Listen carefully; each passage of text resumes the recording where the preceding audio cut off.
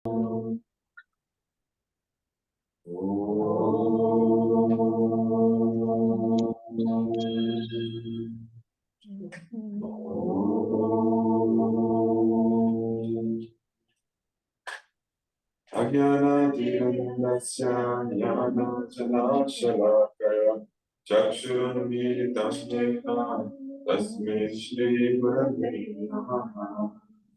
Hare Krishna Karuna Sindhu Dinabandhu Jagatpati Gopisha Gopisha Kanta Radha Kanta Namostute Tapta Kanchana Gaurandi Radhe Vrindavaneshwari Vrishabhanu Sute Devi Pranamami Hari Priye Hare Ram, Ram Ram, Hare Hare, Hare Krishna, Krishna Krishna, Hare Hare.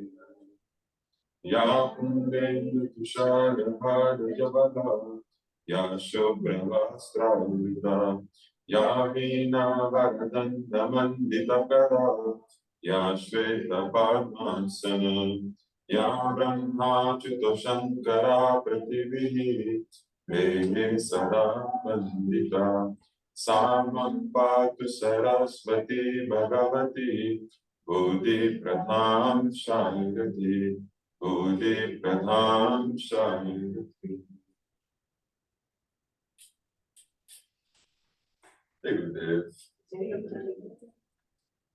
Então, normalmente, como nós sabemos nos satsangs, o ideal é as pessoas tiverem perguntas, aí eu posso responder e aí a conversa flui.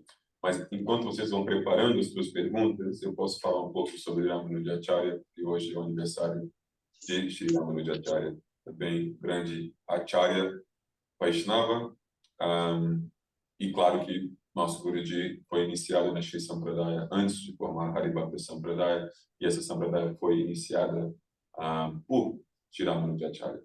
Ok?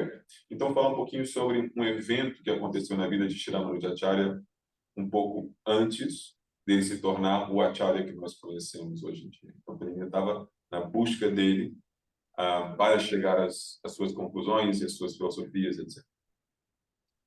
Então, na sua infância, Ramanujacharya, ele tinha um mestre, um professor que se chamava Yadav Prakash. Mas Yadav Prakash ensinava Advaita, filosofia em que nós todos somos um só. Não existe distinção entre nós e Deus. Isso é tudo causado por ilusão, Maya. Mas ele não gostou, não gostava dos ensinamentos, tinha conflitos com o professor, brigava com ele, discutia com ele.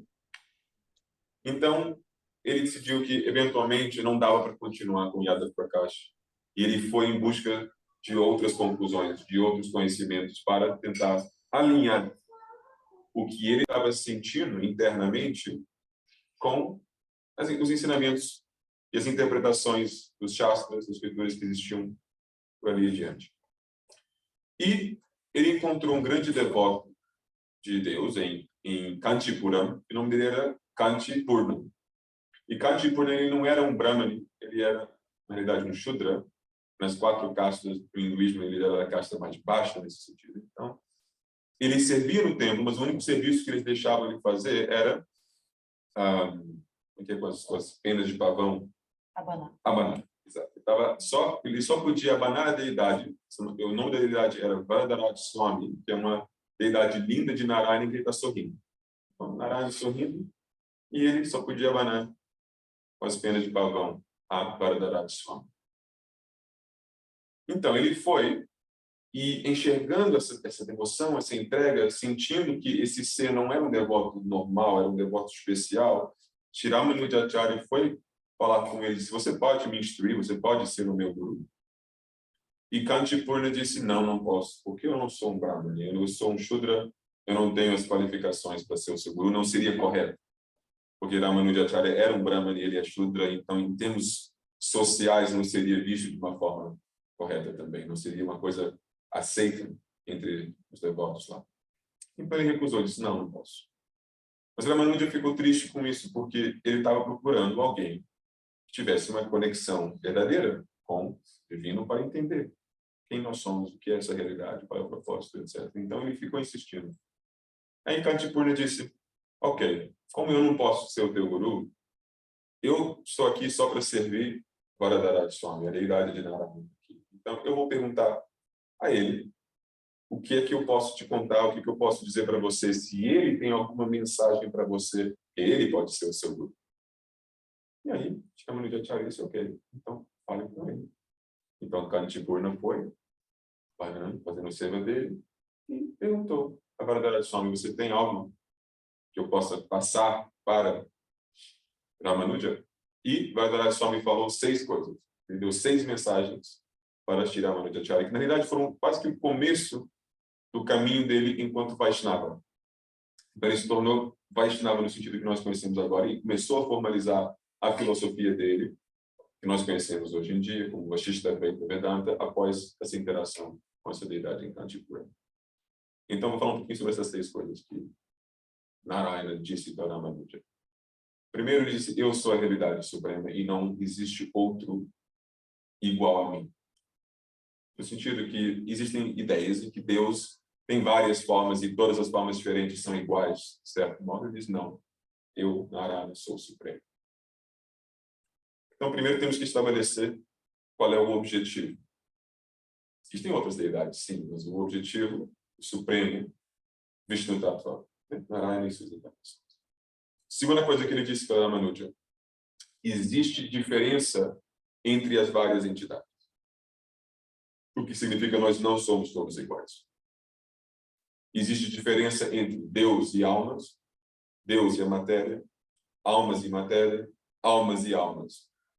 Existem diferença entre todos esses elementos. E, consequentemente, se existe diferença, então existe uma relação.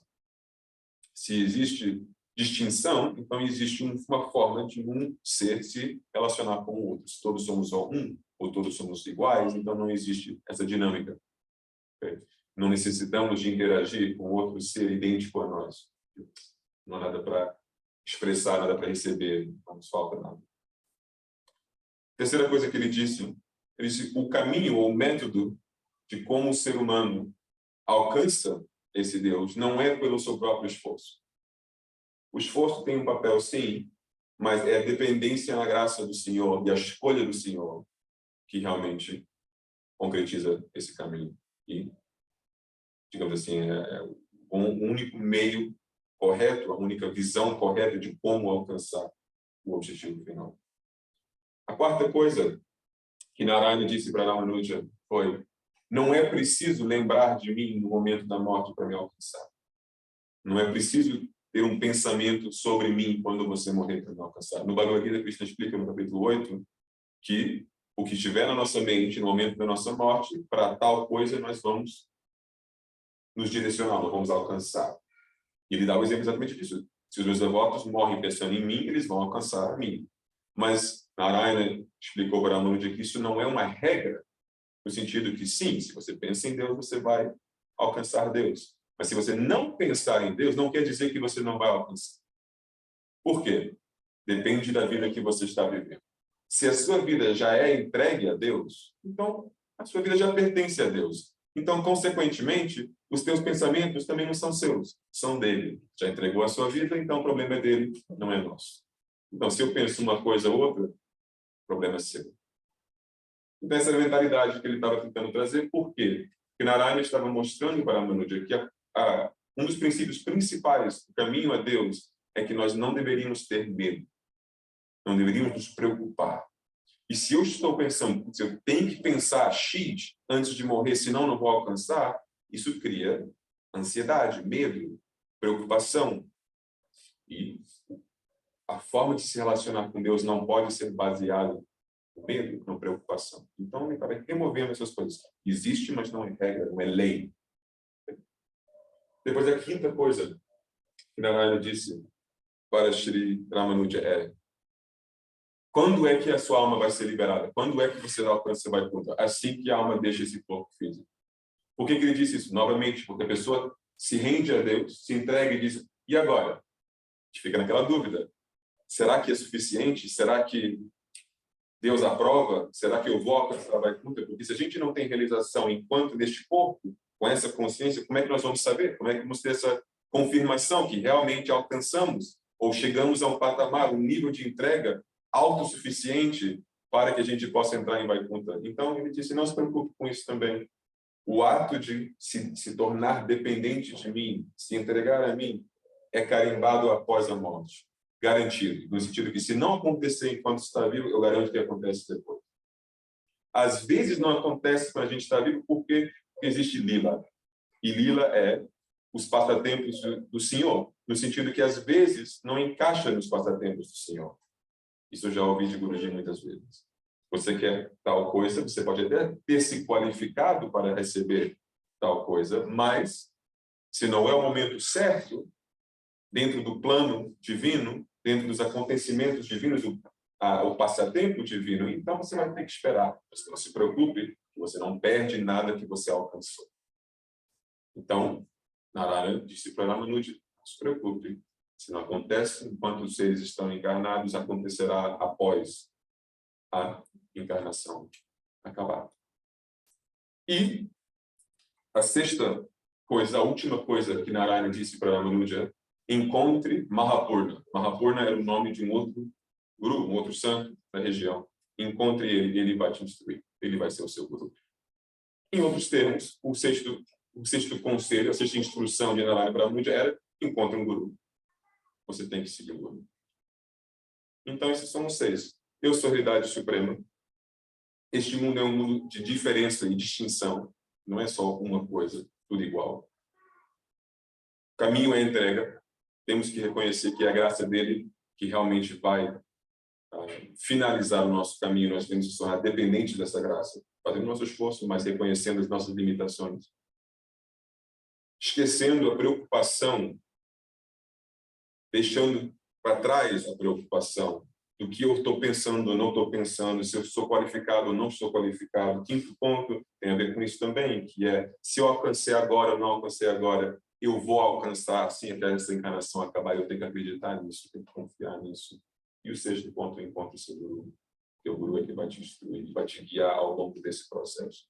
E com essas 6 instruções, Ramanuja deixou o templo de Varadaraja Swami em Kanchi, e ele tinha tudo o que ele precisava, em termos básicos, do enquadramento para montar a filosofia dele, a metodologia dele, o caminho inteiro, e daí adiante ele pegou o Vaishnavismo e eventualmente se tornou o grande acharya que nós conhecemos, abrindo templos, iniciando devotos, ensinando, escrevendo, etc. Então ele recebeu instrução, digamos assim, indireta de Deus. Por que indireta? Porque passou por Kanchipuram, o devoto Shudra. Nem era um grande acharya, um grande professor, nada. Devoto, sincero, uma conexão verdadeira com Deus, e conseguiu transmitir a mensagem de Deus para Ramanuja. E foi exatamente o que ele precisava ouvir. E a partir daí, tudo aconteceu. Agora, umas reflexões sobre esses 6 pontos. Na nossa vida, no nosso contexto do dia.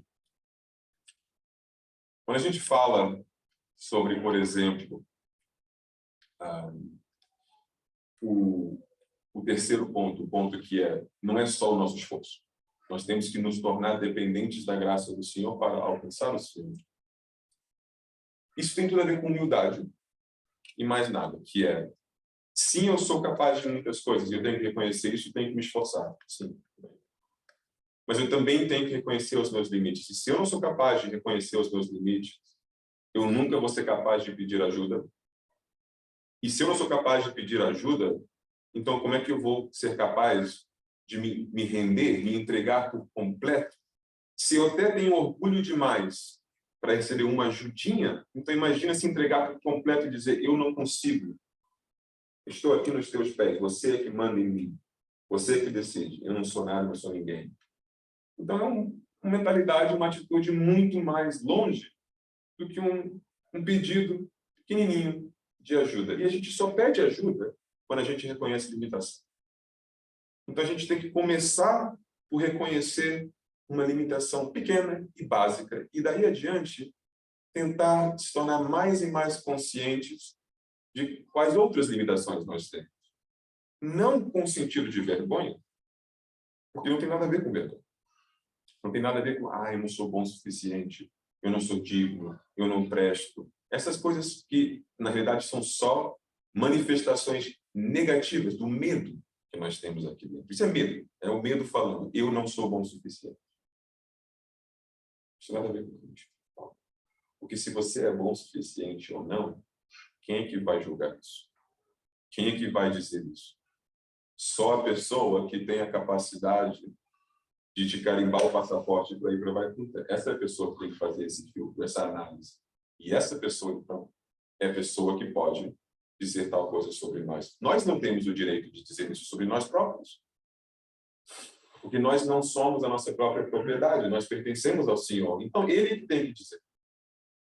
Agora, Ele diz isso em algum lugar? Os meus devotos não prestam. Os meus devotos são os inúteis. Eu conheço um que fala assim, de vez em quando. Mas ele também é super objetivo de como a gente pode melhorar. O que é que a gente tem que transformar? O que é que a gente tem que fazer para nos tornar prontos? Então, a gente tem uma questão que é escutar, obedecer, executar. Se a gente falha em uma dessas três coisas, é um desperdício. Sexto ponto, Narayana diz para Ramanuja, procure o seu guru. Não é? Às vezes a gente acha que o guru é uma pessoa que estudou mais que a gente, que entende um pouco mais das coisas do que a gente, tem mais experiência do que a gente. Não, isso não é um guru. Tal pessoa poderá usar o título de guru, mas não quer dizer que é um guru. De acordo com o Srimad Bhagavatam, de acordo com o Shastra, o guru é um ser muito mais raro do que a gente observa no mundo hoje em dia. Porque existem gurus diferentes. Existe o guru que não é um ser realizado. Okay? Não tem a autorrealização nem a realização de Deus, mas é uma pessoa sábia, uma pessoa com muita experiência, muito conhecimento. E pode te instruir, pode te guiar, pode te ensinar. Então tem valor, sim, mas tem um valor limitado, que é ele está passando conhecimento de segunda mão, digamos assim. Não é a sua própria experiência, mas sim o que ele ouviu dos outros. Não deixa de ser válido, mas ele não possui a habilidade de olhar para você e enxergar exatamente qual é o seu problema específico a você e depois instruir de acordo com essa visão. Ele simplesmente dá quase uma prateleira de medicamentos e aí, toma todos. Você tem que se virar escolhendo qual é o adequado para você ou não. Okay? Depois temos um outro guru, que é o guru que tem um nível de autorrealização. Então, ele entende o que é a diferença entre espírito e matéria, o que é a alma e o que é a nossa mente, o nosso corpo, de uma forma separada, distinta. Ele realizou a alma. Isso traz uma grande vantagem, que é, tal guru consegue, no mínimo, enxergar o que vem da nossa fantasia, da nossa mente, e o que vem da nossa essência. Porque essa coisa são duas fontes diferentes, digamos assim. E muitas vezes, quando você ouve as pessoas falando sobre as suas experiências espirituais, a gente, às vezes, duvida um pouco de onde é que essas coisas estão surgindo. A pessoa diz, eu senti isso, eu senti aquilo. E a dúvida surge. Mas quem é que está sentindo isso mesmo? É a alma? Isso vem da alma? É imaginação? É emoção? Mistura de várias coisas? Então é importante, às vezes, ter alguém que consegue te dizer a verdade na sua cara e separar isso. Isso vem da tua mente, ou isso sim vem da tua alma. Porque nós próprios não somos um filtro eficaz, não somos um filtro muito preciso nesse assunto, nesse aspecto. Okay? Então, esse outro tipo de guru já é um pouco mais raro e mais útil, digamos assim. E depois temos o verdadeiro guru, que é aquele que se rendeu completamente a Narayana, a Deus, tem a realização de Deus plena e, consequentemente, a sua consciência fundiu com a consciência de Deus. No sentido que, quando nós falamos de consciência de Krishna, por exemplo, estamos falando disso, que é plena consciência de Krishna. Então, nós enxergamos Krishna, Narayana, tudo. Então, não existe obstrução, não existe um obstáculo em frente da consciência de tal ser, o que significa que ele tem acesso a todas as informações possíveis sobre você, sobre o mundo, sobre a realidade, sobre o que for que seja. Passado, futuro, presente.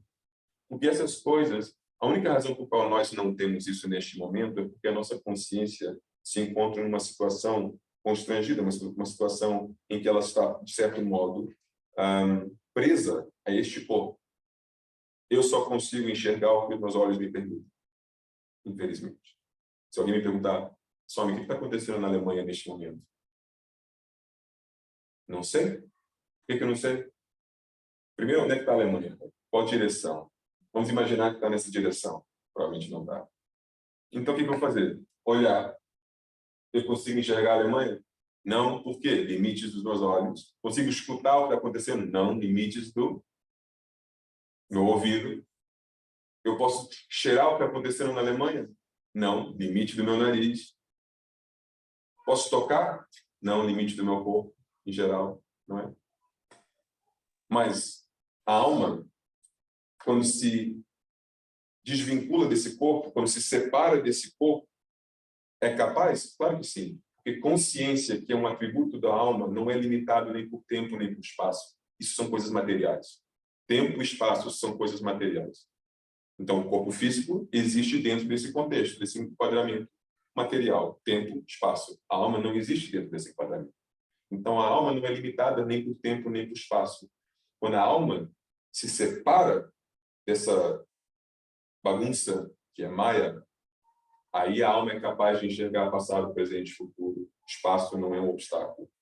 Então, se a gente vê isso nos santos, de qualquer religião, quando uma pessoa começa a evoluir, quando uma pessoa começa a alcançar uma consciência mais sutil, se separando desse plano físico, essa pessoa começa a revelar, digamos, sintomas de realização, que é, elas sabem coisas que não deviam saber. Por exemplo, Guruji, muitas vezes, demonstrou saber coisas que não devia saber. Eu digo que não devia saber de duas perspectivas. Primeiro, porque ele não estava no meu quarto quando eu estava pensando ou falando aquilo. Segundo, porque ele não deveria saber, porque eu não queria que ele soubesse. São duas coisas diferentes. Então, a gente tem que reconhecer que seres evoluídos, ou seres realizados, ou seres divinos, são distintos de nós. Tem essa diferença somente pelo fato de serem seres realizados. Nós não somos, mas se nós nos tornamos seres realizados, vamos ter o mesmo acesso à mesma informação, digamos assim. Porque informação, realidade é uma. Nós é que não temos acesso. Então, o guru, o verdadeiro guru, Krishna diz que nós temos que seguir um guru e temos que nos entregar a um guru porque ele já enxergou essa verdade. Não é teoria para ele. Não é uma coisa abstrata. Não são ideias. Ele enxerga, ele vive isso em cada momento. A visão dele é Narayana. E por ser Narayana, ele consegue transmitir isso para a gente porque ele não tem qualquer... não ilusão, ele não tem qualquer ignorância dentro dele, nenhuma gota de ignorância dentro dele. E, consequentemente, ele consegue enxergar exatamente o que nós precisamos. Uma pessoa falível, não podemos confiar. Então, em Tamil, e Tamil é a língua que Ramanuja falava, também sânscrito, mas Tamil, que é a língua do sul da Índia, existe a palavra Nambi. E Nambi é um título, digamos assim, que eles dão a grandes almas que eles consideram infalíveis. Almas de tão alto nível espiritual que já não conseguem cometer erros. Por que não conseguem cometer erros? Porque têm consciência plena, tem uma consciência totalmente liberada. E quando você tem todo o conhecimento que Deus tem, você é incapaz de cometer um erro, porque o erro só vem da ignorância. A gente só erra por sermos ignorantes. Se a gente não tem ignorância dentro de nós, a gente não erra. Então, com a mesma informação que Deus tem, teoricamente, não deveríamos errar. Mas temos um segundo problema. Ok? Temos a mesma informação que Deus. Então, como é que Deus pode escolher a esquerda e eu posso escolher a direita? Porque eu tenho desejos dentro de mim que Deus não tem. Aí surge a pergunta, mas uma pessoa com consciência plena, que tem todo esse conhecimento, não tem ignorância, é capaz de ter desejos errados, digamos assim? Não, não é capaz. O que significa o quê? Que o conhecimento é a coisa mais purificadora possível. Existem dois versos, um no Bhagavad Gita, outro no Srimad Bhagavatam, em que Krishna diz: não existe nada neste mundo mais purificante do que conhecimento. Nada purifica uma pessoa mais do que conhecimento. E para bhaktas, para devotos, às vezes isso é uma ideia estranha. A gente pensa, não, devoção purifica a gente mais do que isso. Sadhana, amor. Mas na realidade não. Porque todas essas coisas, amor pode ser disfarçado por Maya e ser desejo, ou ser um amor misturado com desejo. Mas conhecimento é conhecimento, ou é ou não é. Se você recebe conhecimento verdadeiro, não dá para misturar com ignorância. É ou ignorância ou conhecimento, no sentido que você tem ou a verdade ou a mentira, ou a luz está acesa ou a luz está apagada. É uma coisa ou outra. Então, quando você tem esse conhecimento, você já não tem ignorância. Então, nesse sentido, você se torna imediatamente puro naquele aspecto em que você recebeu esse conhecimento. Quando Guruji olha nos meus olhos e diz, Deus é Narayana, eu já não tenho maneira de pensar que, não, na verdade, Deus não é Narayana, Deus é Shiva. Por quê? Porque eu já recebi o conhecimento que Deus é Narayana. Então, se eu tenho essa realização ou não é outro assunto, mas, de fato, eu possuo a verdade, eu tenho a verdade. Então, eu quero falar um pouco, só para acabar agora, essa parte, que é o que Ramanuja fez, qual foi o processo dele, que é muito parecido com o nosso processo, que é, ele recebeu informação, conhecimento, foi 6 coisas de nada. Então, a gente pode dizer, então, Ramanuja se tornou um ser iluminado, ele sabia que Deus era Narayana, ele sabia que as almas de Deus são todas distintas, ele sabia todas as partes da realidade, mas ele só tinha informação, ele não tinha realização. Quando eu contei esse exemplo semana passada, mas é um exemplo super bom, uma analogia boa, tem a ver com o sistema de Vedanta. E Vedanta é o que criou, uma das coisas, não criou, mas contribuiu ao sistema de Vedanta. E em Vedanta nós temos 3 fontes de conhecimento, 3 pramanas. A gente chama de Shabda, palavra, testemunha, Anumana, que é lógica, e Pratyaksha, percepção direta. Vou te dar um exemplo. Agora um devoto vem correndo da rua, vem falar com a gente e diz assim, gente, tem uma festa enorme acontecendo lá na esquina. Vamos? Então a gente recebe essa testemunha e a gente tem uma informação. A informação é, tem uma festa acontecendo na esquina. Certo? No momento que nós ouvimos isso, todos nós já possuímos essa verdade. Okay? Agora a questão é, existe razão para duvidar disso? Possivelmente. A gente não pode dizer com certeza absoluta que tem uma festa acontecendo na esquina. Então a gente vai fazer o que? A gente vai investigar. Será? Será que realmente tem uma festa acontecendo lá na esquina? Então uma pessoa diz assim, olha, eu vou ver. Então essa pessoa vai, começa na direção da esquina, começa a ouvir música tocando. Aí diz, eu ouvi o testemunho de fulano tal e tal, agora eu estou tendo uma experiência dos sintomas. Não é a confirmação total, eu ainda não vi a festa, mas música, então, logicamente, eu posso concluir que, sim, tem uma festa acontecendo na esquina. Certo? Isso é Anumana, segundo o Pratyaksha. Mas, mesmo assim, essa pessoa pode continuar duvidando. Será que tem mesmo uma festa? Pode ser até um cara só com música tocando no carro, sozinho. Uma festa. Né? Então, a gente só vai acabar com essa dúvida quando a gente chegar na esquina e enxergar diretamente, pessoalmente, o que está acontecendo. Festa, ok. Confirma-se que realmente tem uma festa aqui acontecendo na esquina. Agora me diga uma coisa. Chegando naquele ponto, chegando na festa, a verdade mudou? Não. Era a mesma verdade que a gente já tinha no começo da história, no começo da investigação. A gente já tinha a verdade. O que mudou foi a nossa relação com essa verdade. Era fraca, se tornou forte, ao ponto que nem pode ser, digamos assim, perdida, retirada. quebrado. Okay? Nosso caminho espiritual é exatamente assim. A gente ouve muitas coisas. Guruji já ensinou todos nós. Ele nos deu a verdade. Já sabemos quem Deus é. Já sabemos quem nós somos. Já sabemos a nossa relação com Deus. Já sabemos o que este mundo é. Prakriti, Atma, Bhagavan, Bhakti, entre nós e Ele. Tudo isso a gente já sabe, não é? Agora, a relação que nós temos com essa verdade, fraquinha. A gente tem que investigar. Será? Será que eu realmente sou uma alma? Será que Deus realmente é Krishna? Será que eu realmente sou uma parte dele? Será que realmente ele me ama? Será que realmente eu amo ele?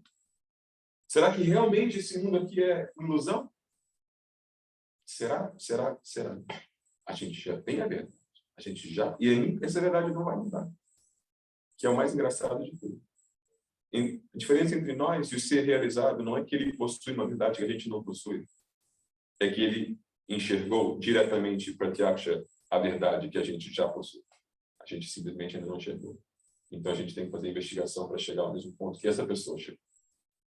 Então, a gente vai começar a andar na direção da tal esquina, que é, eu vou andar na direção da minha alma, eu vou andar na direção de Deus, eu vou andar na direção daquilo que nós estamos ouvindo no Bhagavad Gita, Srimad Bhagavatam, Guruji.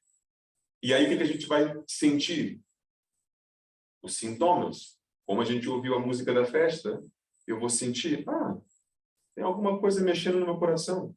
Quando eu canto os bhajans, quando eu canto os santos nomes, alguma coisa acontece aqui.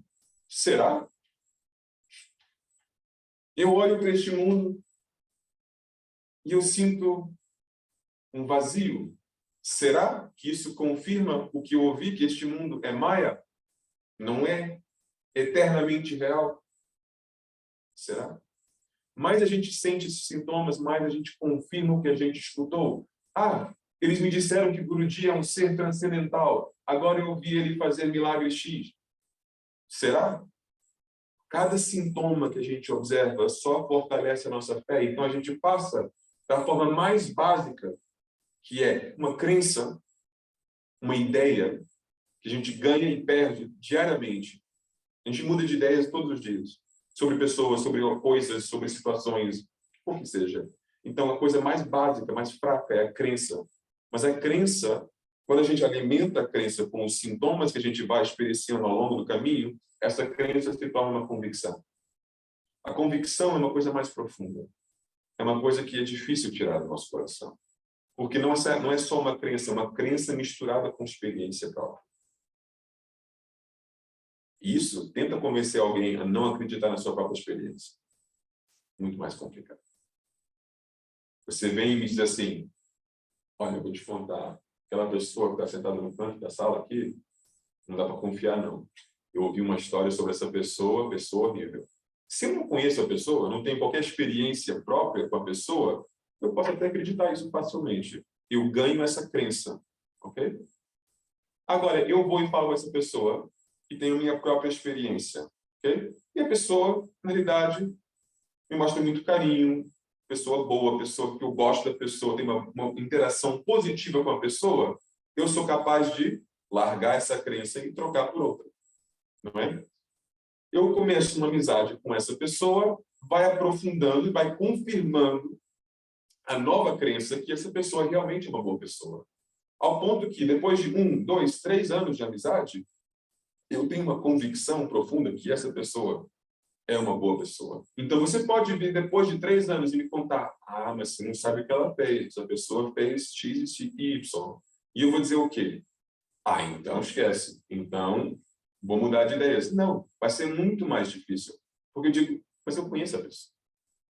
Eu tenho uma amizade de 3 anos com essa pessoa. Eu nunca vi isso que você está falando.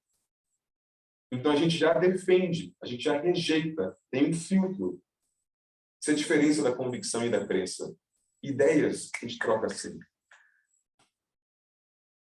Guruji é magnífico, você tem que conhecer. A gente viu um vídeo no YouTube. Uau! Adoro Guruji. Ideia. Se a gente não começa a investigar, começa a andar no caminho de Guruji, o caminho da festa da esquina, para sentir os sintomas que pouco a pouco vão aprofundando essa crença e transformando essa crença numa convicção alimentada pela nossa própria experiência, aí o próximo fulano que vem assim, mas eu vi um outro vídeo falando sobre o Salmo 29 que não era nada positivo. Aí você, é? Você viu o vídeo? Então já não gosto dele. E tão fácil você ganhou essa atração e essa crença, tão fácil você perde. Não é? Então, essa investigação é o caminho. Esse andar na direção daquilo que a gente ouviu, aquilo que a gente escutou, para confirmar ou não, é o caminho. Então, a gente tem que saber andar na direção certa. Aí você vai colecionar os sintomas. Mais você coleciona esses sintomas, vai alimentando a crença, e essa crença se transforma em convicção, você vai aprofundando o seu caminho. Mais você vai aprofundando o caminho, mais você vai confirmando. É como uma avalanche. E a bola fica crescendo, a bola de neve fica crescendo e crescendo e crescendo ao ponto que você não consegue recuar, não consegue voltar para trás. Isso não é uma razão para sentir medo, é uma consequência natural. Mais você conhece uma coisa, menos as chances de você acreditar uma mentira sobre a coisa. Isso se aplica a qualquer ser humano, também a Deus. Não é?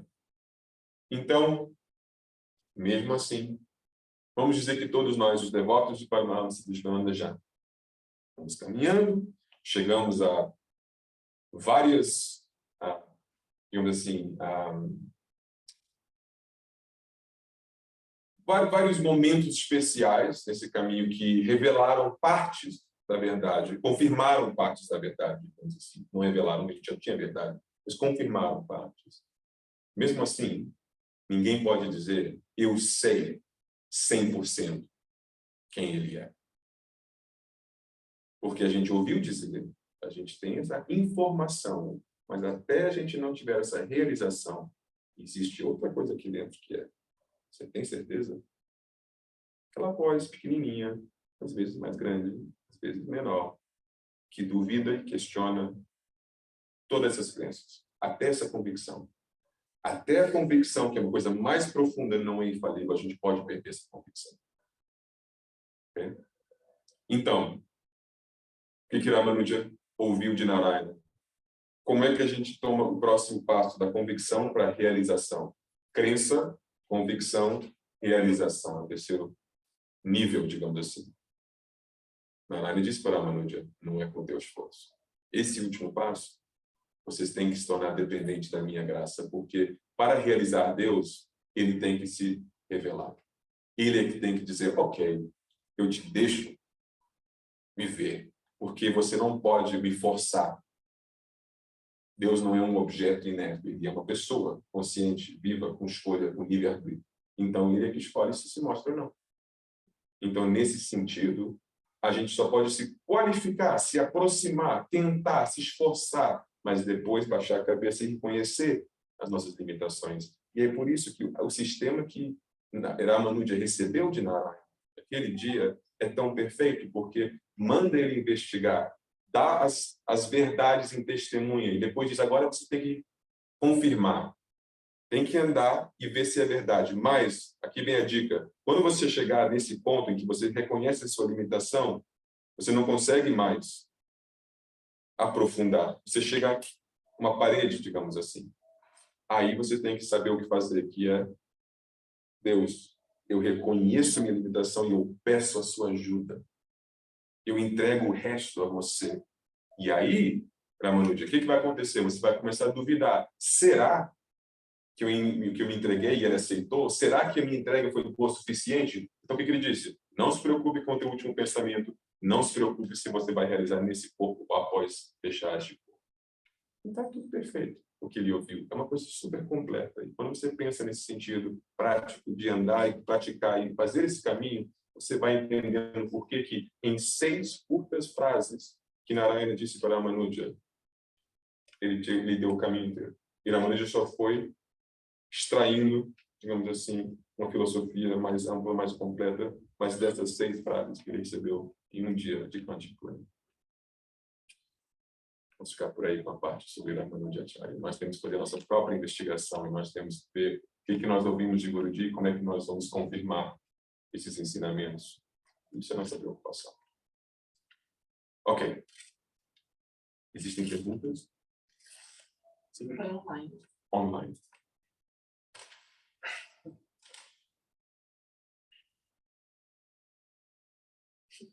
Primeira pergunta excelente, que eu gostaria de saber por que sabemos pouco da vida de Mahabharata Babaji.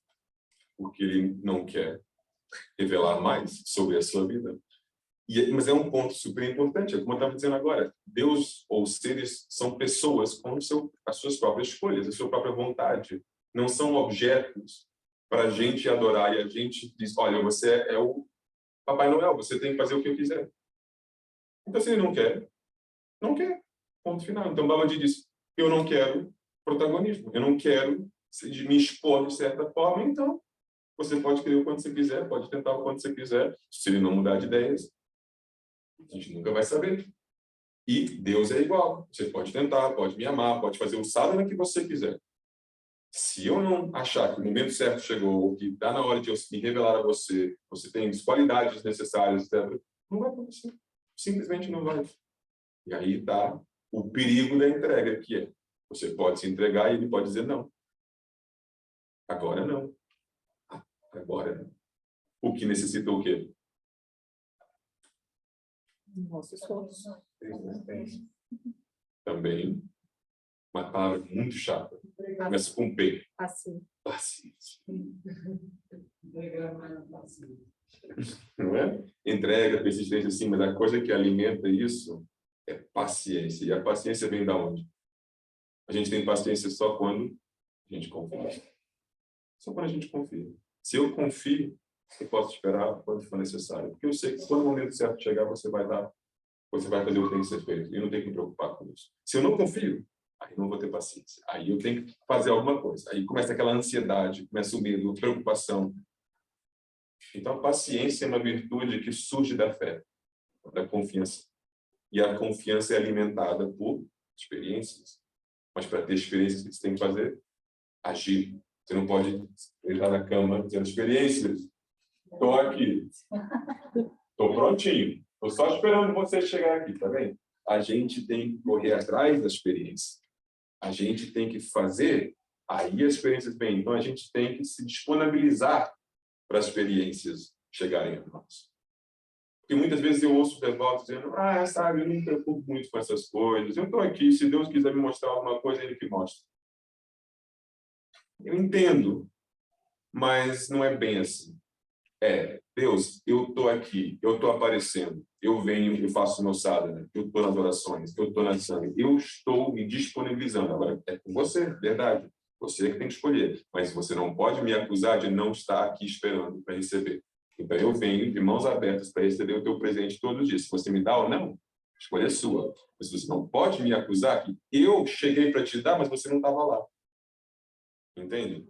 Então, isso aqui é o importante nesse sentido. Então, se você quer saber mais sobre Mahabharata Babaji, reza para ele te contar um pouco mais sobre ele, mas depois você tem que estar lá, pronto para ouvir. Eu acho que Babaji gosta mais de falar aqui dentro do que aqui fora, pelo que eu ouvi. Então, onde é que a gente tem que estar para ouvir? Provavelmente no meio do nosso CRI. Provavelmente. A próxima pergunta. A filosofia espiritual da Bhakti Marga tem alguma semelhança com a tradição de Paramahansa Yogananda? Semelhança. Semelhança, sim. Semelhança é uma palavra bem abstrata. Semelhança em que sentido? Ambos praticamos Kriya Yoga? Sim. Com as mesmas intenções, mais ou menos. O que eu digo mais ou menos? Realizar nós próprios? Sim. Realizar Deus? Sim. Mas qual é o conceito de Deus? Qual é a ideia de Deus? Se verdadeiramente Yogananda tinha uma ideia distinta de Swami Vishwananda, não sei porque não eu conversei com ele, mas pelo aquilo que ele falou e escreveu, existem diferenças aparentes, ok? Então, só posso falar nesse sentido. Em termos filosóficos, sim, existe uma diferença. Em termos de metodologia, sim, existe uma diferença.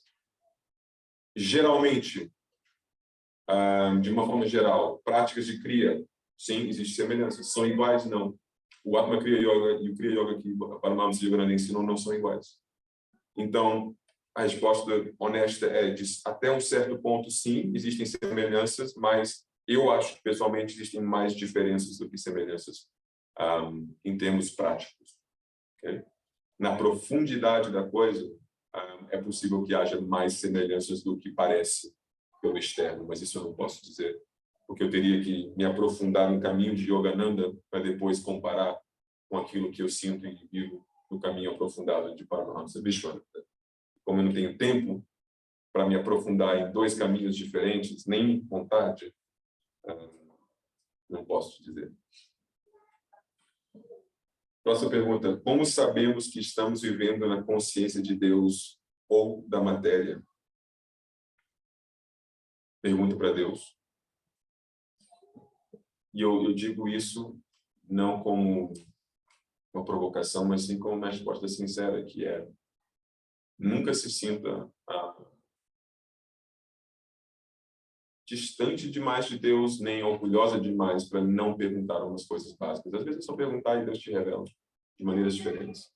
Agora, eu vou dar uma resposta mais, digamos assim, prática. Quais são os sintomas de uma identificação material? Quando nós estamos identificados com o nosso corpo, nossa mente, a gente sente, em primeiro lugar, uma qualidade que não existe ao nível da alma.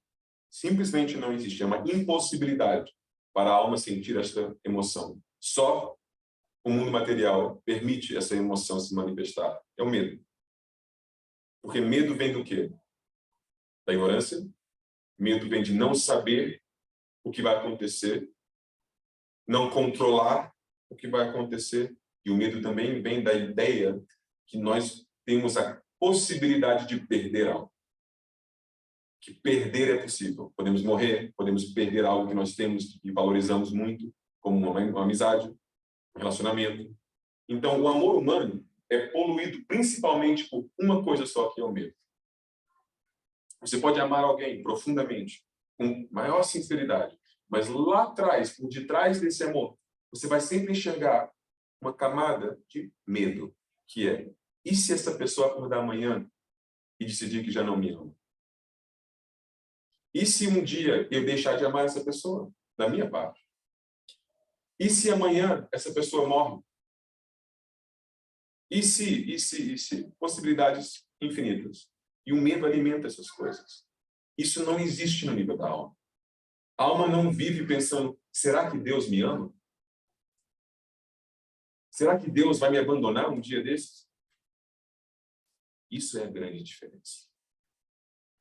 O ser humano material passa a vida cheio de medo. Eu sou bom o suficiente para o meu pai, para minha mãe, para os meus amigos. Eu tenho que ficar mostrando valor. Eu tenho que ficar constantemente justificando a minha presença na vida dos outros. Você não vê isso? O quanto você tem que alimentar as suas amizades, relações humanas, ao nível familiar, o que for que seja. Você tem que sempre mostrar que você merece ficar na vida da pessoa. Sempre se provando, sempre tendo que manter a coisa aqui. Se você não acredita, então experimenta. Não fala com a sua mãe ou seu pai durante uns 6 meses. Não fala com um amigo. Deixa de amar ou fazer atos de amor ou serviço a uma pessoa com quem você está em relacionamento, por exemplo. E vê a reação da pessoa. O que não deixa de ser uma coisa super normal. Eu entendo essa reação. Eu entendo o enquadramento total. Essa pergunta é: como é que nós podemos saber que estamos vivendo uma consciência de Deus ou da matéria? Então, é fácil. É fácil. Experimenta comportamentos diferentes e vê a reação dentro de você e nos outros. E você vai ver onde é que você está agindo. O que motiva as suas ações. Porque se você está vivendo da consciência divina, você não precisa de nada e você não tem medo de perder nada. Você se sente satisfeito exatamente como você é neste momento. Você não está necessitando nada. Nunca. E isso, como eu disse, se manifesta essa distinção principalmente pela presença ou ausência do medo. E do medo surgem outros sintomas. Diga. Tenho medo de que Também é uma consciência. A pergunta, desculpa, para o pessoal do Zoom, a pergunta é: e o medo que o Guruji deixa no seu corpo? também é um sintoma de uma consciência material. Porque uma consciência espiritual entende que quem Guruji não é limitado ao corpo que ele ocupa neste momento. A consciência divina entende que quem ele é distinto do veículo que ele está ocupando neste momento. Porque o corpo é como um carro. E quando a gente pensa dessa maneira, a vida humana se torna uma coisa um pouco louca. Que é o quanto a gente se preocupa com o nosso carro. Agora, eu conheço pessoas que se preocupam muito com o carro, né? Tem que manter o carro limpinho, não pode ter nenhum arranhão. Entendo isso tudo. Mas não deixa de ser um carro. Não é quem você é. Você é uma pessoa distinta, separada por completo. E Krishna fala disso no capítulo 2, verso 22. A alma troca de corpos como a gente troca de roupas. Ele usa o exemplo da roupa, eu estou usando o exemplo do carro, mas é a mesma coisa. Agora, do ponto de vista de um corpo, um carro, uma roupa, isso é dramático. Não, eu sou esse ser, isso é quem eu sou. Esse é um ponto de vista agora.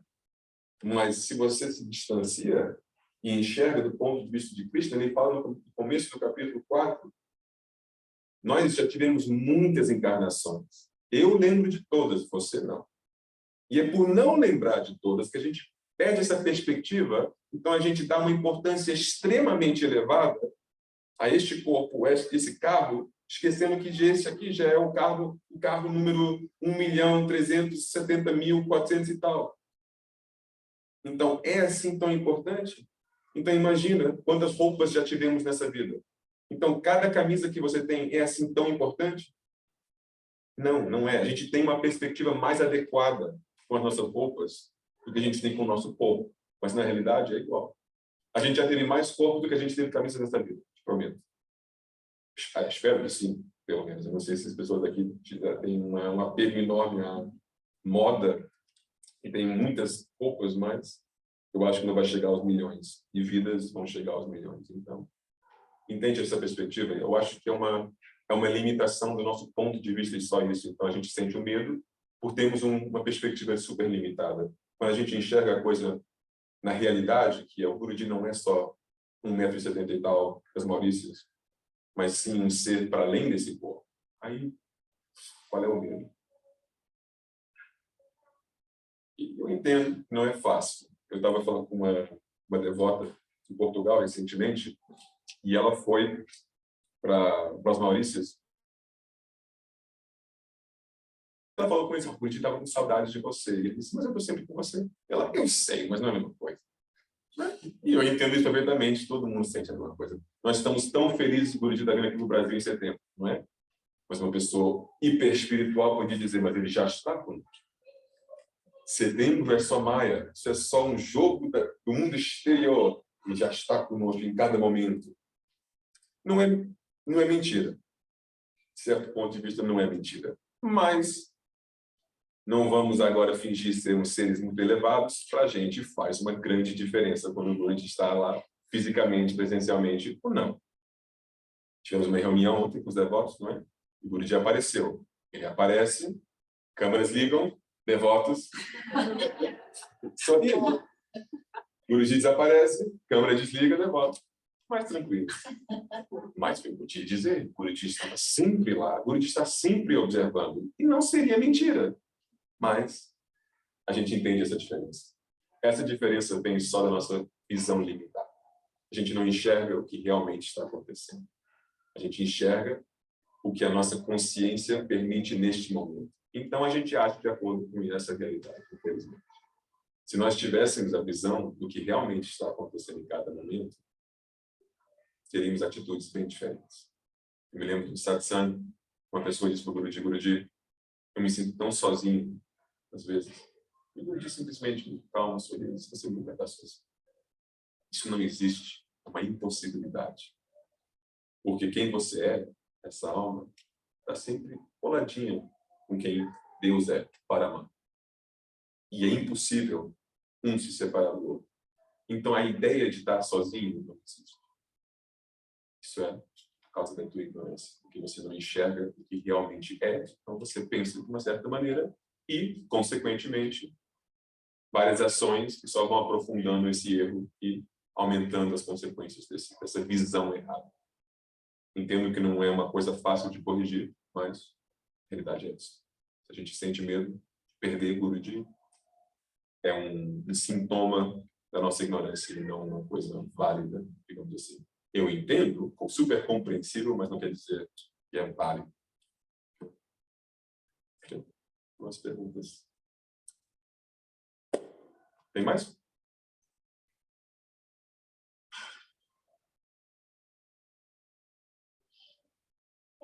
Diga. Aqui, Guruji, né? Em setembro, temos cedo para fazer. Queria que você falasse um pouco da importância de fazer cedo. Ok, então a pergunta, Guruji vem em setembro, temos muito cedo para fazer. Qual é a importância do seva? Na realidade, seva é tão importante que imaginar um caminho espiritual sustentável e saudável sem seva é impossível. É impossível. Porque seva, literalmente, é serviço da forma mais pura possível. Da forma mais pura possível. Para nós, no momento em que a gente se encontra agora. Então, cada um vai ter uma capacidade de fazer seva diferente. Mais altruísta, menos altruísta. Certo? Mas se a gente não tenta, se a gente não faz, se a gente não serve, então a gente está negando a nossa própria natureza, porque a natureza da alma é essa. Então, se o caminho espiritual é despertar quem eu realmente sou e deixar de ser quem eu não sou, como é que você vai fazer isso se você não age em conformidade com o seu ser verdadeiro, a sua alma? A sua alma, por sua natureza, serve. Faz seva. É literalmente a programação inerente da alma, servir. A nossa identidade é das, nitya das, que significa ser eterno. É um servo eterno. Então, quando a gente está fazendo serviço, seva, a gente está manifestando a nossa natureza verdadeira, quem nós realmente somos. Existe uma coerência entre os nossos atos e a nossa natureza. Quando a gente se recusa a servir, a gente diz, não vou servir, não vou fazer seva. A gente está negando a nossa natureza verdadeira e afirmando a natureza falsa, que é, eu quero receber serviço, não servir. Porque quem nós não somos é o nosso ego. E o ego tem uma programação diferente da alma. A alma é programada para servir, para amar. O ego é programado para querer prazer. E a gente interpreta isso como receber serviço. Então, quando a gente serve alguém no mundo material, existe sempre a questão, e o que eu vou receber em troca? O que eu ganho com isso? Não é? Isso é o ego. O ego dizendo, a minha natureza é receber prazer. Então, meu jogo é esse. Eu posso servir, mas tem que ter algo em troca. Então, seva é a gente lutando contra essa natureza falsa. Se você não faz seva, como é que você vai transformar? Como é que você vai, de certo modo, ganhar essa batalha? Não vai, porque o seu ego vai continuar se alimentando com a falta de seva, de certo modo, com falta de auxílio, falta de pensar em coisas para além de nós próprios. Em vez de a gente só foca em nós, e aí esquece. Não existe caminho espiritual verdadeiro nessa direção. Então, seva, eu posso falar sobre o valor de seva, mas na realidade, o que é mais importante do que eu acabei de dizer, que é a tua natureza, é quem você é. Se você recusa quem você é, então que tipo de caminho você está trilhando? Você está tentando descobrir o quê, então? Alcançar o quê? Realizar o quê? Então, seva deveria ser a coisa mais fundamental. Uma coisa tipo, nem é uma escolha, nem vou pensar num caminho espiritual sem seva. Isso aqui é quase que uma coisa automática. Seva vai acontecer. Agora a questão é onde, como, com quem, etc. Mas que vai acontecer, vai acontecer. Isso não é negociável. Entende? Então, seva tem que ser assim. Tem uma pergunta aqui. De onde vem o ego? Ele foi criado por Deus só para ser destruído? Boa pergunta. Então, de onde vem o ego? Se foi criado por Deus, foi criado só para ser destruído? Sim, foi criado por Deus. Primeira resposta. Se algo não foi criado por Deus, então Deus não é Deus. Okay? Sim, foi criado por Deus. Segundo, foi criado só para ser destruído? Não. Porque o ego nunca é destruído, o ego é transformado. Porque o ego, temos que entender, existe o ego e os sintomas que surgem da presença desse ego. Existe o falso ego e o ego verdadeiro. O falso ego é eu sou este corpo e esta mente. O ego verdadeiro é eu sou esta alma. Identidade permanece. A questão é qual? A identidade falsa ou a identidade verdadeira? Mas nós não perdemos identidade por completo. Então, continuamos com um eu. Eu falso ou eu verdadeiro? Então, nós ganhamos um eu falso, sim. Deus cria circunstâncias para que nasça um eu falso, Ahamkara. E depois, o objetivo da vida humana, o objetivo da encarnação aqui é, passo a passo, descobrir quem o nosso é verdadeiro é e qual é a fonte desse eu verdadeiro, porque nós só somos uma amsha, uma parte dele. Então é tipo assim, vou dar um exemplo besta, mas funciona. Esse dedo. Imagina que esse dedo, de repente, esquece que ele pertence a um corpo. Agora o dedo se considera independente. Alô, eu sou o dedo X. Ok? E esse dedo pensa assim, uau, eu sou autônomo, eu tenho uma vida inteira para viver, eu vou agora procurar alguém para si. Aí no mundo, correndo atrás das coisas, tentando entender o que fazer, etc. Ao longo desse caminho, esse dedo encontra um outro dedo, rebelde. E os dois dedos rebeldes começam a interagir. Uns se amam, outros brigam, e todos procurando encontrar qual é o propósito de um dedo. E tem uma dificuldade enorme. Por quê? Porque um dedo sem um corpo é um pouco inútil. Ok? Então, o dedo inventa coisas para fazer só porque tem que fazer alguma coisa, mas não entende muito bem o propósito de ser um dedo. Ok? Parece um pouco com uma experiência humana? Ok. Eventualmente, o dedo vai procurando outras respostas. Então, o dedo, em vez de olhar só para aqui fora, o dedo olha para si mesmo e diz, o que é essa conexão aqui? Onde é que isso vai? Deixa eu procurar. Então, ele vai procurando e vai revelando, passo a passo, outras partes. Coisas com que o dedo está conectado. Certo? Mas esse processo continua. Eventualmente, o dedo reconhece, uau, eu não sou um dedo independente. Eu sou uma parte de um organismo maior, muito maior. E aqueles outros dedos com que eu estava brigando, ou amando, também são parte do mesmo organismo. Agora, a questão é, esse organismo serve à minha vontade? Ou eu sirvo à vontade desse organismo a qual eu pertenço? Quem que está em controle aqui? Quem que controla o outro? Alguém acredita que o dedo controla o ser humano? Ou o ser humano controla o que o dedo faz? Se eu não controlo o que o meu dedo faz, eu nem podia te mostrar esse exemplo agora, não é? Então, lá está a prova. Então, o dedo reconhece que a sua natureza inerente é servir às necessidades e vontades desse corpo a qual ele pertence. E não existe uma existência independente de dedos. Dedos não nascem na Terra. Na Terra, assim, se dá água e depois o dedo. O dedo só existe no corpo inteiro. Não existe uma identidade independente. Não é? Então, o processo espiritual é esse. É a gente reconhecer que esse falso ego, eu sou só um dedo, tem que ser substituído, transformado pelo ego verdadeiro, que é eu sou um dedo do corpo que se chama Narayana. Então, eu tenho que encontrar harmonia nas minhas ações com o resto desse corpo. E quando o corpo funciona em harmonia total, aí é que temos a experiência máxima, digamos assim. Concretizamos o propósito da vida. Em termos práticos, em termos humanos, isso significa para a gente se limitar a ser só esse corpo e, consequentemente, ter só as experiências que vêm de um ser pequenininho, amor, mas em pouca quantidade, felicidade, mas em pouca quantidade, medo, essas coisas todas que eu disse antes, confusão.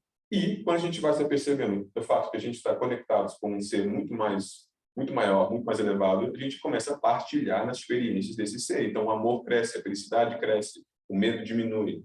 E aí adiante é quase que um percurso de volta a Deus. E outra maneira que a gente pode visualizar isso é, imagina que Deus é o oceano, água. E nós somos pessoas que bebem água. Então, se a gente está no meio do oceano e o propósito da vida é beber água, é um propósito um pouco chato. Por quê? Estamos rodeados por água, é só beber, depois cansa, né? Você bebe a mesma coisa 1000 vezes, cansa. Açaí não é assim, nunca cansa, mas outras coisas cansam. Açaí não, açaí... Bom, não vou agora com açaí. A questão é essa. Então, e se ele coloca no meio do deserto? Aquela água que antes não tinha graça, e agora? Você está no meio do deserto. De repente, tudo que você quer é água. E aí até uma gotinha já é uma experiência. Uau! Que alívio. Né? Imagina, uma gota se torna 3 gotas, 10 gotas, um copo. A satisfação só cresce, mas a gente tem que estar no deserto para entender e valorizar a água da forma correta. Agora, não só o oceano inteiro. Agora a gente está satisfeito só com um copinho.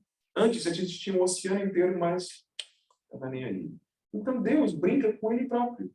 Ele é amor, ele é o amor, ele está pleno, completo, ele não precisa de nada. O que ele faz? Ele divide ele próprio entre os vários seres, diz assim, vou te jogar no deserto. Agora volta para o oceano. Segue a água. E nesse processo, você vai sentir alegria, felicidade, amor, etc., acumulando essa água e antes você já estava no oceano. Imagina um jogo que ele cria para criar uma experiência maior, melhor do que a experiência original, que era o oceano, só com um copinho de água. Então, a vida é um jogo complexo, mas interessante. E é uma coisa muito mais profunda para não falar agora só em 2 minutinhos. Outro lado. Já li isso. É outro. Ok. Próxima pergunta. Que tipo de experiências nos podem levar a sentir os sintomas? Atma Kriya, ouvir Kirtans. Pode falar um bocadinho que tipo de ações nos podem levar a sentir os sintomas? Claro que sim. Na realidade, no caminho de Bhakti, caminho Vaishnava, a maneira como a gente começa a sentir os sintomas, então, lembra, informação, depois a gente tem que andar, caminhar na direção dessa verdade, acumulando sintomas, aprofundam crença para convicção e, quando chegamos a esse ponto, entregamos a Deus, reconhecendo nossas limitações, Deus dá a graça, convicção se torna realização. Certo? Esse é o processo. Se eu tivesse aqui uma coisa presencial para vocês, tudo direitinho, mas deu para entender, né? Enquadramento fácil. Então, a questão agora é, qual é essa caminhada? Como é que a gente vai da crença para a convicção e, eventualmente, para além dessa convicção? A resposta simples, em termos Vaishnava, seria 9 formas de Bhakti. Então, a gente tem 9 formas de Bhakti, 9 formas de interagir com Deus para não só experienciar Deus, o amor de Deus, o Bhakti de Deus, mas também expressar. Então, é expressar e receber experiência. Okay? Mais direcionado para a Bhakti Marga são os 4 braços que a gente tem na Bhakti Marga, que é Yoga e Meditação, que inclui o Atma Kriya Yoga, Baba de Sri Namaskar, Om Chanting, Project Mantra. Okay? Conhecimento, estudo de Bhagavad Gita, estudo de Guru Gita, estudo de Srimad Bhagavatam, e para aí adiante. Rituais, Puja, Yagna, Abhisheka, Kalash Puja, Vedic Chanting, Shri Suktam, U Suktam, Purusha Suktam, Vishnu Sahasranam, e aí adiante. E artes devocionais. Kirtan, música, dança, arte. Né? Então, são os 4 braços dentro da Bhakti Marga que são práticas coisas concretas que você pode fazer, e cada uma dessas coisas, de certo modo, também encaixa dentro as 9 formas de Bhakti. Promove as 9 formas de Bhakti, e aí é o enquadramento da Bhakti Marga com os princípios globais Vaishnavas, que são as 9 formas de Bhakti, e assim a gente chega às tais experiências. A gente está expressando de formas diferentes e recebendo experiências em troca, reciprocadas por Deus, de formas distintas, e essas coisas vão se tornando as provas, os sintomas que afirmam as nossas crenças, transformam em convicções e mais. Então, não existe um caminho mais adequado ou menos adequado desde que existe dentro desse pagamento que eu apresentei. Então, na Bhakti Marga, o propósito não é seguir um dos 4 braços, é seguir os 4 o máximo possível. Então, não é, eu gosto mais de yoga e meditação, eu não sou muito chegado às artes devocionais ou conhecimento. Isso é pegar em tipo, um dos 4 remédios que o médico te deu e dizer, olha, eu gosto desse remédio, não gosto dos outros 3. Eu entendo isso, mas o médico deu 4. Então, se o médico aqui sabe, então é melhor tomar os 4. Não é?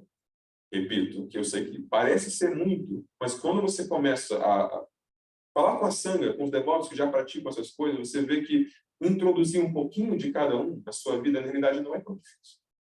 Por quê? Yoga e meditação, você pode fazer uma Atmakriya diariamente, 5 minutos. Não precisa ser mais do que isso, por exemplo. Japa, que é uma coisa que faz parte da yoga e meditação, mas também quase que transcende a yoga e meditação para outros braços também. Ler um verso de Bhagavad Gita diariamente, por exemplo. E Guruji pede, na realidade. Demora o quê? 5 minutos também? Menos do que isso? 2 minutos? Literalmente um trecho de 4 frases, assim. Então, você já tem conhecimento diário, né? Que você está alimentando também. Rituais. Okay. Puja, ou cantar um mantra. Na realidade, quando a gente é iniciado como devoto, a gente recebe mantras para cantar todos os dias. Então, a gente já está alimentando essa parte também. E as artes devocionais, quem é que não pode escutar um kirtan? De vez em quando. Quem é que não pode cantar quando está tomando banho? Todo mundo consegue. Então, existe uma maneira fácil e simples de trazer todas as 4 partes da nossa vida. E depois existe uma forma mais profunda. Então, eu sempre gosto de falar sobre 3 níveis, que é o ideal, o permitido e o proibido. A vida espiritual é assim. Tem o ideal. Eu não gosto de falar sobre o ideal porque as pessoas perdem motivação. Mas o ideal, se a gente escuta o Guruji, a gente vai pouco a pouco entendendo o que é o ideal na visão dele. Ele exige muitas coisas das pessoas. Então, tem pessoas que não gostam de escutar o Guruji porque eles entendem mais e mais que não estão vivendo o ideal. Mas, é a escolha de cada um. Mas tem o permitido, que é alguém vem para mim e diz assim, só eu posso fazer só uns 2 minutinhos de cria todos os dias? Claro que pode. Pode sim. É o ideal? Não. Mas você pode? Pode sim. Só eu posso... Qual é exemplo proibido? Okay, quando eu boto iniciado, dizer eu posso ir para o churrasco, beber, fumar, fazer essas coisas todas? Não. Pronto. Então, exemplo básico do proibido. Ok? A maioria das pessoas vivem no permitido. Poucas pessoas vivem no ideal. O que é totalmente compreensível. Mas eu gosto dessa visão de 3 níveis, porque assim a gente perde essa ideia que tem que ser o ideal. Não tem que ser o ideal. Existe uma área enorme entre o ideal e o proibido, que se chama o permitido, em vários níveis diferentes. A gente tem que entender, encaixar nessa parte, porque o mais importante, e as pessoas me perguntaram isso uma semana atrás, então, teve um devoto que veio falar comigo, 2 semanas atrás, veio falar comigo e disse, você está nesse caminho quase 20 anos, não é? Eu disse, sim. Qual é a dica que você pode me dar? A coisa mais importante que você aprendeu ao longo desses anos? Eu disse, olha, cada vida é tão diferente que as minhas aprendizagens para a minha vida não se aplicam à sua. Então, eu vou te dizer o que eu observei em outras vidas, em outras pessoas ao longo desses 20 anos, que é o mais importante. Vocês têm que viver uma espiritualidade sustentável. O que isso significa? Não mergulhe rápido demais nas coisas. Não tente fazer mais do que você é capaz de fazer. Não faça de menos também. Você tem que encontrar uma espiritualidade sustentável, viável para você. Tem pessoas que, eu amo Guruji. Olha, calendário, peregrinação, eu vou. Beleza, você tem o dinheiro? Deus vai providenciar. Então, gasta o dinheiro todo, vai na peregrinação. Depois volta. Amei. E agora? Agora vou rezar, né? Porque eu preciso de ajuda de Deus. Deus não ajuda? Não vem esse dinheiro? O que a pessoa faz? Reclama. Deus não me ajudou. Então, pico. E depois? Reclamando, culpando, se fazendo de vítima, sofrendo. Por quê? Porque não viveu uma espiritualidade viável, sustentável dentro da vida que a pessoa tinha. Os meios, os recursos que a pessoa tem, a gente tem que viver uma espiritualidade que corresponde à nossa realidade. O que não quer dizer que a gente tem que reduzir intensidade. Mas você tem que viver dentro do teu contexto com intensidade. Que é, eu estou longe, então eu vou fazer tudo que eu posso para me aproximar aqui dentro, ou para conectar internet, programas online, tudo que eu posso dentro dos meus recursos. Não é? Isso é uma espiritualidade sustentável. Outras pessoas não é com dinheiro, ele é com o tamanho da dedicação ao ponto que começam a negar os deveres que eles têm. Por exemplo, família, empregos. Então, dentro de devotos que vão para o trabalho, eles ficam lá escutando o satsang no Guruji no trabalho. Depois o patrão vem, o chefe do trabalho, amigo. Desculpa, estava ouvindo meu mestre. Olha, é tão lindo meu mestre. Olha só a cara dele. Hoje está com brincos especiais hoje. Histórias que eu já ouvi. Amigo, você foi demitido hoje, então. Acabou, tá bem? A gente não admite essa palhaçada aqui. Perdi meu emprego. Se eu estava escutando o satsang do meu Guruji.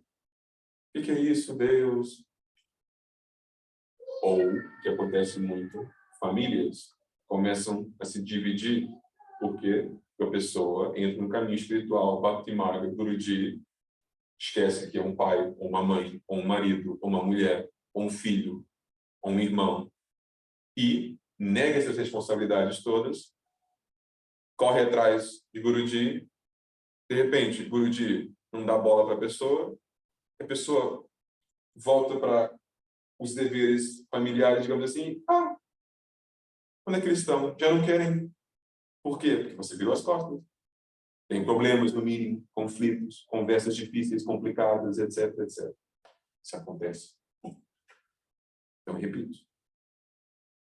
Aquilo que eu aprendi ao longo de 20 anos observando pessoas tentando trilhar esse caminho, vivem uma espiritualidade sustentável. Pensa muito bem naquilo que você tem que fazer, os deveres que Deus te deu. Isso, se você escuta Bhagavad Gita, Satsang de Guruji, ele sempre diz, não pode largar os deveres, não pode fugir do mundo. Espiritualidade não é fugir do mundo, é transcender o mundo. Isso não é fugir. Então a gente tem que aprender a escutar muito bem o que eles estão dizendo e depois seguir de uma forma sustentável com os pés no chão, enraizado, não é? O que não significa intensidade baixa. Pode ser com muita intensidade, mas nos momentos certos. Então, eu tenho meu trabalho, tenho meus deveres, mas quando chega a hora do meu sadhana, desliga tudo. Celular, fora do quarto, você não entra agora. O que for que seja. O que você precisa fazer para garantir o teu momento com Deus, a tua intensidade no teu sadhana, a tua busca. Você tem que fazer isso. Prioridades, não é? Mais sustentável.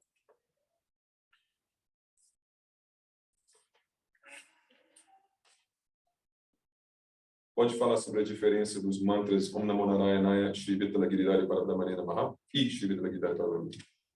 Posso? Tem palavras diferentes no mantra.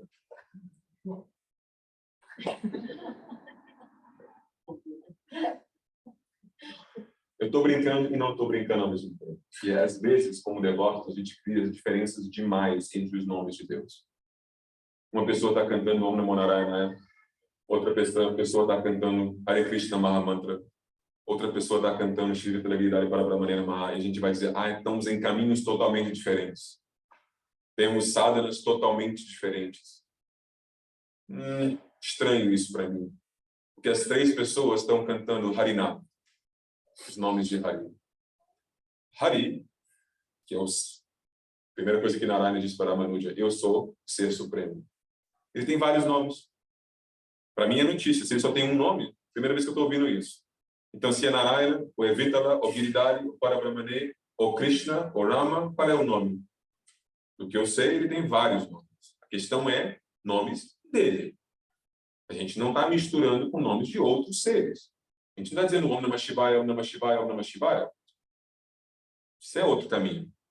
Porque estamos rezando, estamos conectando com um outro ser. Mas quando eu canto Hare Krishna, Krishna Krishna, Hare Hare, Hare Rama, Hare Rama, Hare Hare, ou eu canto Om Namo Narayana, eu estou conectando com a mesma tattva.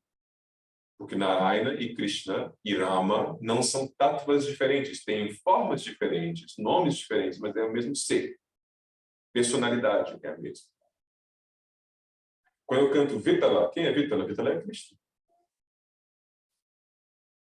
Quando eu digo Hare Krishna, qual Krishna?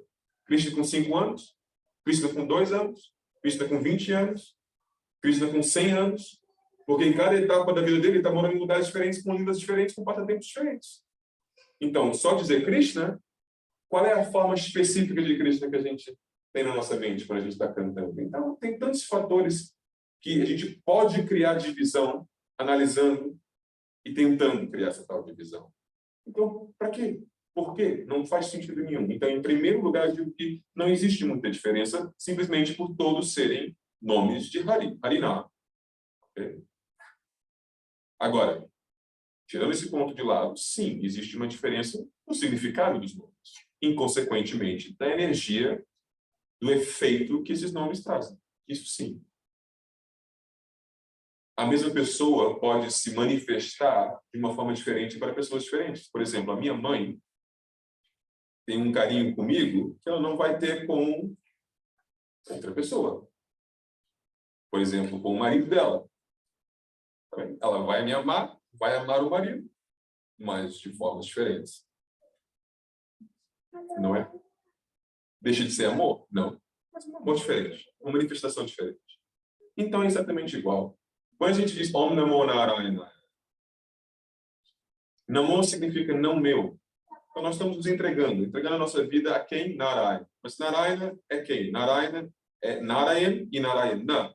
Aquele que está presente dentro de tudo e tudo está presente dentro dele. Então quando a gente está cantando Om Namo Narayana, a gente está quase que lembrando ou trazendo para a nossa consciência essa lembrança que Deus está presente dentro de tudo. Então, nós nos tornamos mais conscientes, literalmente, da presença de Deus. A gente manifesta essa presença de Deus em tudo.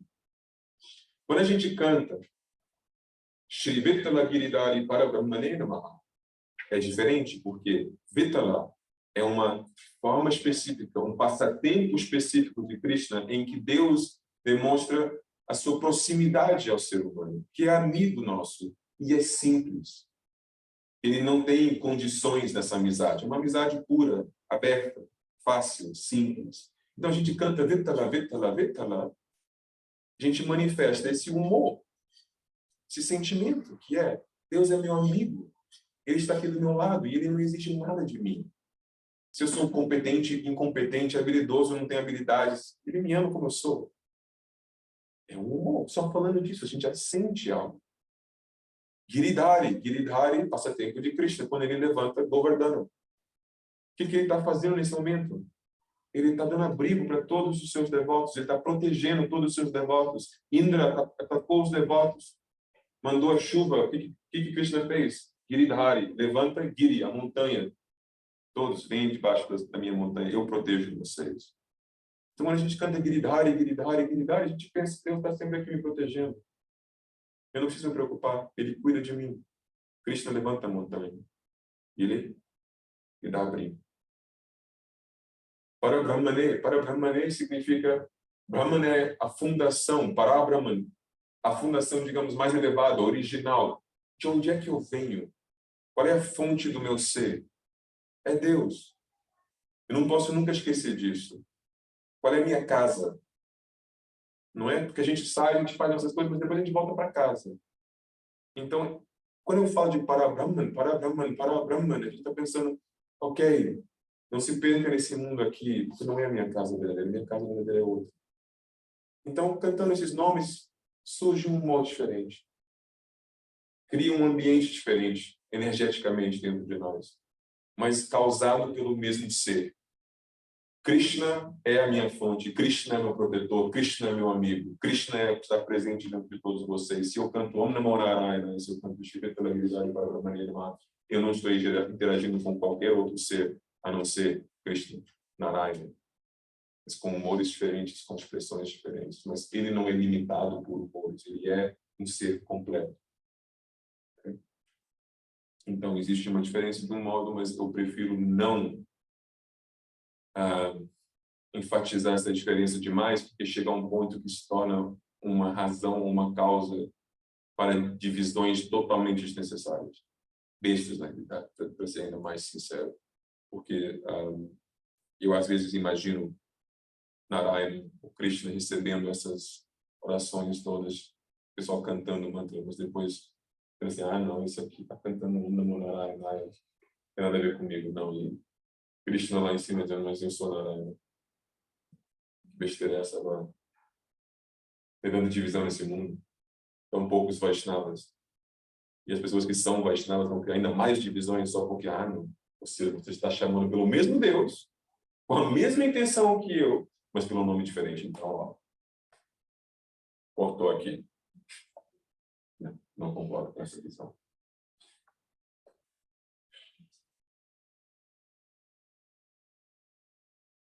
Mais alguma pergunta? Ou acabamos por hoje? Eu falo. Fala. Vamos. Última pergunta. Sobre Dharma. Sim. Então, alguém que está fazendo alguma coisa errada está cumprindo o Dharma? Também? Porque se tudo é a vontade de Cristo. Boa pergunta. A pergunta é sobre Dharma, se alguém está fazendo algo errado, ainda está cumprindo o seu Dharma, já que tudo é vontade de Cristo. Bom, Krishna fala na Bhagavad Gita, é melhor fazer o teu próprio Dharma, mesmo de uma forma imperfeita, do que fazer o Dharma de outro de uma forma perfeita. Então, isso demonstra que, primeiro, e vai existir sempre um nível de imperfeição no Dharma de todo mundo. Significa que todos vão cometer erros. Certo? Porque Krishna abre essa possibilidade. É melhor fazer o teu Dharma de uma forma errada do que o Dharma de outro de uma forma perfeita. Em outro verso do Bhagavad Gita, ele diz, toda ação tem falhas. Não existe ação perfeita neste mundo. Então, não se preocupe com a ação perfeita, porque todas as ações têm certas falhas, imperfeições. Então, entendendo isso, a gente tem que entender, na minha opinião, dois fatores diferentes, que é a ação, aquilo que é o Dharma, por exemplo, o médico. O médico tem esse papel como médico, é o Dharma da pessoa. Agora, a pessoa executando o Dharma tem uma maneira certa de fazer o Dharma teoricamente. A pessoa é que é a pessoa falível. Então, a pessoa tenta fazer, comete um erro. Mas é só as ações da pessoa que determinam um resultado? Não. Krishna fala no capítulo 18 que tem 5 fatores que se juntam para formar um resultado. E um desses 5 fatores é a vontade de Deus. Como a gente estava falando antes. Vontade de Krishna. É um dos 5 fatores. Então, o meu esforço, as minhas competências, as circunstâncias externas, todas essas coisas são fatores que decidem um resultado. Então, se eu vou correr 100 metros e você vai correr 100 metros, quem é que vai correr mais rápido? Tem a ver com os nossos corpos físicos. Quem tem mais capacidade, competência, técnica, músculo. Tem vários fatores. Mas também tem, em último lugar, karma, e que indiretamente é a vontade de Deus. Ele tem que permitir. A gente está correndo, de repente, ataque cardíaco. Não é? Isso que eu estou dizendo. A gente pode fazer todas as coisas certas da nossa parte, mas, de repente, qualquer coisa pode acontecer nesse sentido. Então, a gente tem que entender dharma, ou ação, como sendo um propósito que a gente está cumprindo dentro das nossas capacidades. Mas tudo isso é só permitido pela supervisão de Deus. E essa supervisão é uma forma indireta dele controlar tudo. Porque se ele tem a capacidade de supervisionar, quer dizer que ele tem a capacidade de... Qual é a palavra que eu estou procurando? Interceder, exato. Okay? Se ele não tivesse essa capacidade, ele só estaria observando. Mas como ele está supervisionando, quase que dá a ideia que ele tem essa capacidade, esse potencial de interceder ou agir de uma forma para proibir ou prevenir algo de acontecer. Então, erros, na minha opinião, não vão contra a ideia do Dharma. Você pode ter um Dharma que cometer vários erros nesse Dharma. E se é um erro que não era para ser cometido, Deus pode parar ou pode bloquear esse erro antes de ele acontecer. Então, é permitido por Deus porque não é tão problemático quando a gente acha que potencialmente poderia ser. Caso de terrorista, ele está cumprindo o Dharma? Vai sempre nessa direção. A questão é, o terrorista está cumprindo o Dharma. Agora a gente está misturando ação em geral com Dharma. A gente tem que ver qual é o enquadramento em que ser um terrorista seria um Dharma viável para um ser humano. Isso é coerente com quais princípios? Então a gente tem que primeiro estudar o que é Dharma. Então qual é o propósito do ser humano? Isso tem muito a ver agora com a vida humana é objetiva ou subjetiva, no sentido que a gente pode escolher o que fazer com a nossa vida, a gente tem esse livre arbítrio, ou existe um propósito, digamos assim, predefinido para a vida humana em geral, não só eu e você, mas em geral. E nos ensinamentos védicos existe um propósito predefinido. Não é que a gente encarna aqui e inventa o que fazer com a nossa vida. A gente tem escolha dentro do enquadramento, do direcionamento dessa alma, dessa vida. Então, a gente tem a opção A, B ou C, mas a gente não tem D, E ou F. Então, a gente tem que estudar qual é o propósito da vida. Se a gente não age de acordo com esse propósito da vida em geral e cometemos outras ações fora desse enquadramento, isso nunca pode se chamar de Dharma. Então, um terrorista nunca está fazendo Dharma, porque não é um ato dármico. Dharma significa aquilo que sustenta, aquilo que promove o propósito de tal coisa. Então, o propósito do ser humano não é ser um terrorista. Então, atos terroristas nunca podem ser chamados de atos dármicos, porque não promovem o propósito do ser humano. Entende? Então, o caso de um terrorista, ele nunca está cumprindo o seu Dharma. Porque terrorismo não é compatível com o que o Dharma é de um ser humano em geral. Tirando ideologias, tirando religiões, tirando o que for que seja. Porque Dharma tem 12 pilares que abrangem todas as possibilidades humanas. Não estou limitando agora uma crença Vaishnava, simplesmente comportamentos humanos. E depois tem um Dharma universal, para além de todos esses comportamentos humanos, mas que assim alcançar Deus. O propósito de cada alma é alcançar os pés de Deus.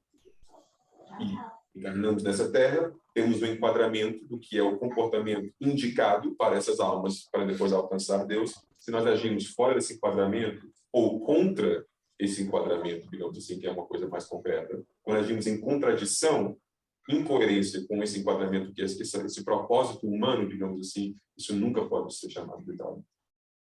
Então, isso elimina essas questões. Por exemplo, um guerreiro, vamos agora mudar a pergunta para um soldado, para uma versão mais viável dessa pergunta, que é, imagina, eu sou uma pessoa no meu país numa guerra, e foi enlistado, vou para o exército, tenho que agora lutar na guerra, como um soldado. Okay?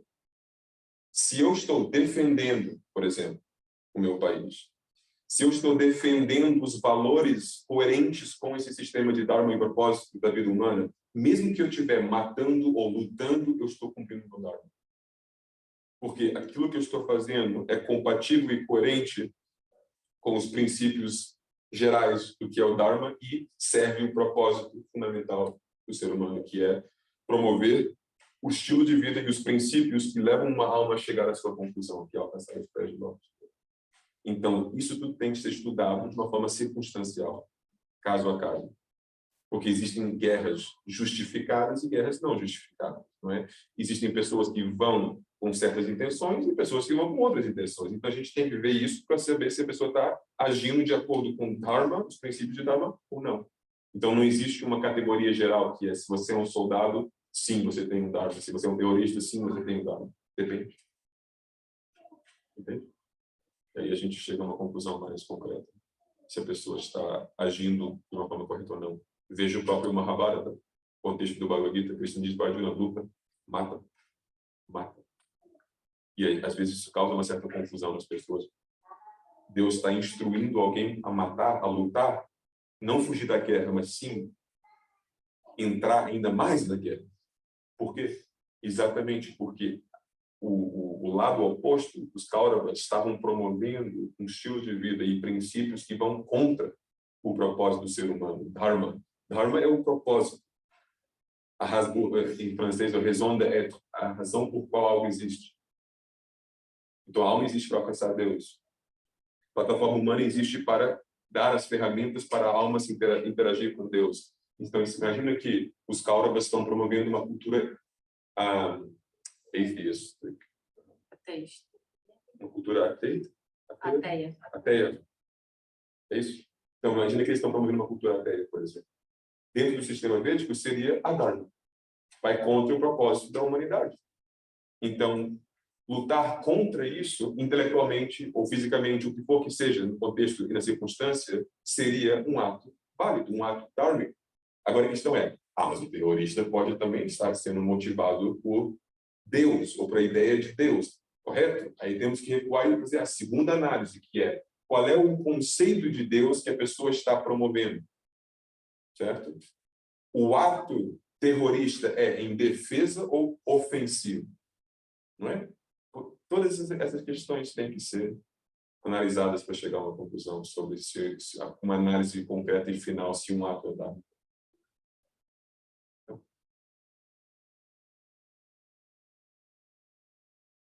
Ok. Acabamos por hoje. Om Shanti Shanti Shanti Shri Gurubhyo Namaha Hari Satgurudeva Shri Swami Vishwananda Mahaprabhu ki Ramanujacharya ki